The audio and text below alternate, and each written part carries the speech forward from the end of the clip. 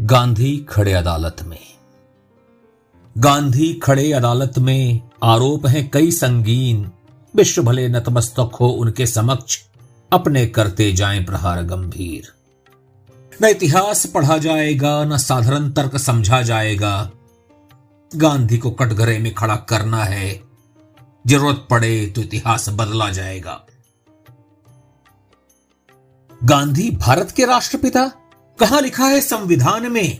किस धारा किस अनुच्छेद ने दिया ये पद उन्हें? नहीं पता चल पाया सूचना के अधिकार से। फिर कैसे हुए वो राष्ट्रपिता, कोई हमें भी बताए। एक से एक राष्ट्रभक्त हुए, क्यों उन्हें ही सरताज हम पहनाए। टीस अवश्य उठी होगी नेताजी बोस की आत्मा से। उन्होंने ही बापू को सर्वप्रथम पुकारा था राष्ट्रपिता के नाम से। राष्ट्रपिता नहीं है कोई पद भी हमारे संविधान में, पता चल सकता नहीं किसी की संतति का सूचना के अधिकार से। गांधी बापू कहलाते थे उस काल से जब ना था अस्तित्व संविधान का, और न प्रश्न उठाने वाले आज के समाज थे। जिसने गांधी को था देखा, उन्होंने उनमें बापू को था पाया। उनकी मृत्यु पर घर घर ने था श्राद्ध मनाया। जिन्होंने जाना था उन्होंने कभी उनके राष्ट्रपिता होने पर प्रश्न उठाया था। ये हमारे ही पूर्वज थे जिन्होंने गांधी को पुस्तक या कि प्रपंच से न पाया था। पर अगर आधार लेना हो संविधान का, तो मूल प्रति में है राष्ट्रपिता का उल्लेख, जहां पर नेताजी बोस की तस्वीर है और है उनका ही संदेश। जो गांधी को देश का नायक मानते हैं, वो सत्य कहां जानते हैं। सत्य बताया था ब्रितानी प्रधानमंत्री ने, गांधी नहीं बोस को आजादी का कारण वो मानते हैं। बोस ही थे उनके भय का कारण, गांधी का था नहीं कोई विशेष योगदान। आजाद हिंद फौज से भागी थी फिरंगी शासन, ताकि मिले उन्हें अभयदान। सत्य है बोस का अद्भुत था चरित्र, अतुल्य है उनका योगदान। आजाद हिंद फौज के समर्पण पर गर्व करता है संपूर्ण हिंदुस्तान। न सिर्फ बोस, वर्ण भारत के आजादी पर हुए अनगिनत बलिदान। झांसी की रानी और महाराणा प्रताप के भय से भी भागे ब्रितानी हुक्मरान। पर ऐसा कहना कि केवल बोस के बल से ही आजाद हुआ हिंदुस्तान अकल्पनीय है, क्योंकि आजादी के वर्षों पहले हो चुके थे बोस अंतर्धान। क्यों अंग्रेज छोड़ते भारत को जब हो चुके थे बोस अंतर्धान? ये कथन उतना ही अतार्किक है जितना किसी ब्रितानी प्रधानमंत्री के वक्तव्य का प्रमाण। कब कहा ब्रितानी प्रधानमंत्री ने ऐसा नहीं, इसका एक भी है प्रमाणिक उल्लेख। न ही किसी एक राजनेता के वक्तव्य से बदल जाता है इतिहास का लेख। नहीं कहता कोई गांधी थे अकेले आजादी के बलिदानी, पर उनके योगदान को सिरे से नकारना है बड़ी बेईमानी। बेईमान तो गांधी थे, मानो अंग्रेजों के चाकर हों, और नहीं तो क्यों अंग्रेजों ने भेजा नहीं उन्हें काले पानी को। तुला हिल गई मानो न्याय देवी के हाथों से।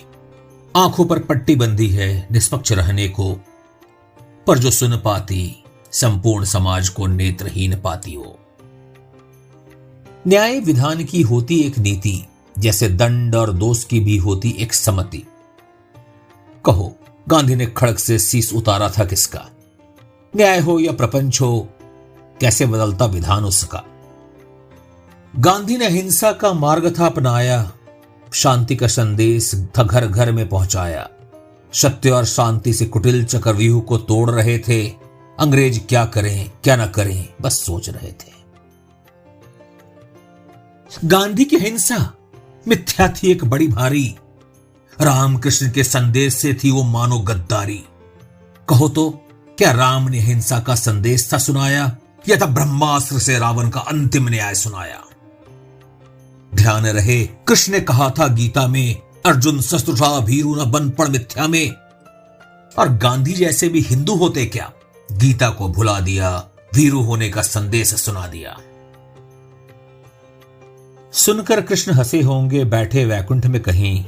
गीता सुनकर भी जिसने गीता का सार समझा नहीं कभी, वो भी गीता का प्रवचन देने लगा, मानो कृष्ण का सहचर वही। कर्तव्य की बात की थी मैंने, हिंसा को ठहराया न था सही। गीता में कहा मैंने, कर्तव्य अपना निभाता जा, युद्ध के बीच भंवर में सोच विचार में मत समय गंवाता जा। सेना सज हो चुकी, शांति का उपक्रम अब विफल हुआ, शांति का मार्ग अब युद्ध और हिंसा से अवरुद्ध हुआ। पर क्या मैं हिंसा यज्ञ का पुरोहित प्रमुख था? आहुति में क्या दिया निर्दोष परिजन का होम था? क्यों मैं मथुरा से द्वारका को कूच किया रणछोड़ बना? क्या सेना और प्रजा का अंतर तूने अब भी न समझा? कौरवों के पास गया था मैं देने शांति का संदेशा, शांति ही तो सब कुछ रहा, न्याय छोड़ा हटाने को युद्ध का अंदेशा।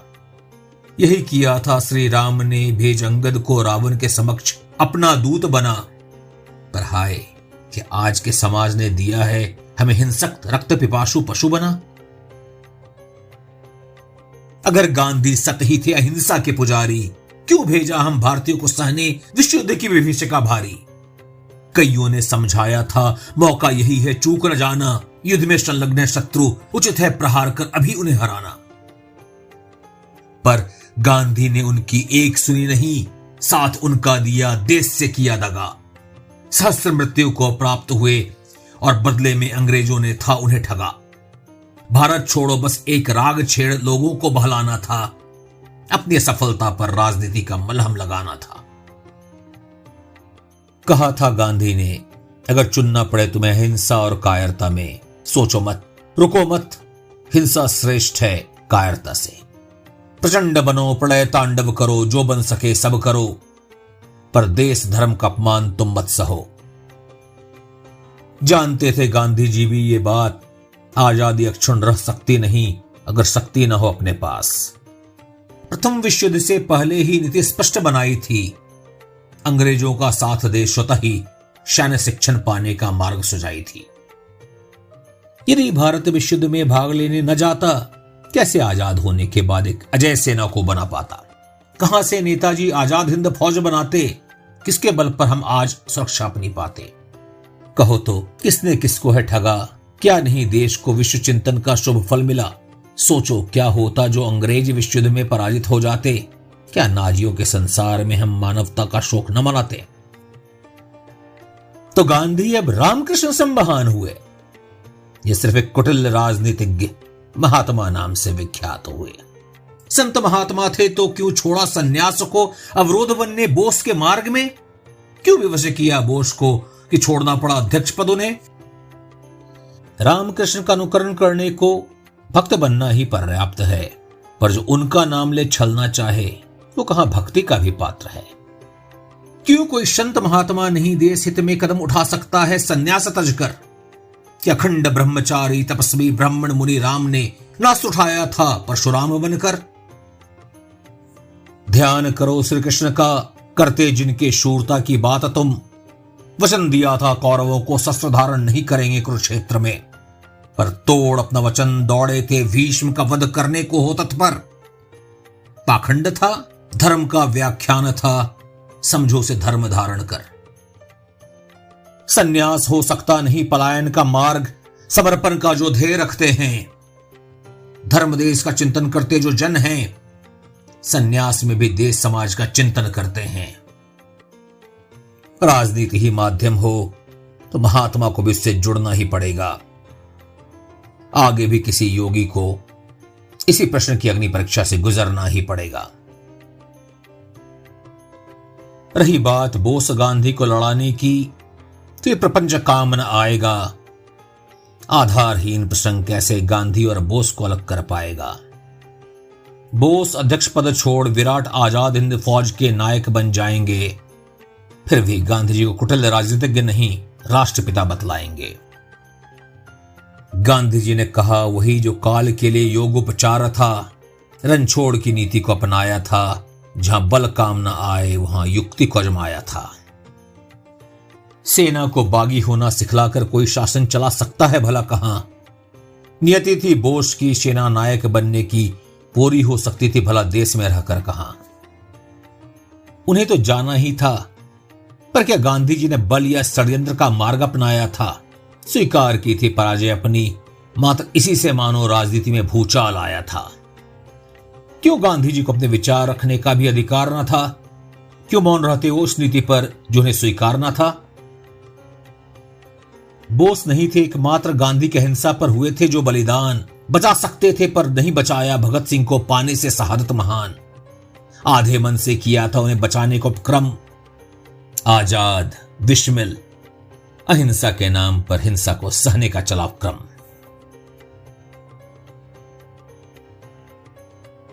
महात्मा थे गांधी, पर परमात्मा सम आपने उन्हें लिया मान। क्या गांधी इतने शक्तिशाली थे, ब्रितानी शासक जाते उनकी हर बात मान? आपने मान लिया कि गांधी ने आधे मन से ही प्रयास किया। आगे क्या पूछेंगे नहीं? क्यों उन्होंने नहीं जलियांवाला बाग शहीदों को पुनः जीवन दान दिया? गांधी के भले ही आलोचक आप, क्या भगत सिंह का सम्मान भी है? क्या विचार उनके जानते आप, या उनके विचार का भी तिरस्कार ही है? क्या वे स्वयं समझौता कर आत्मसम्मान छोड़ झुक जाते?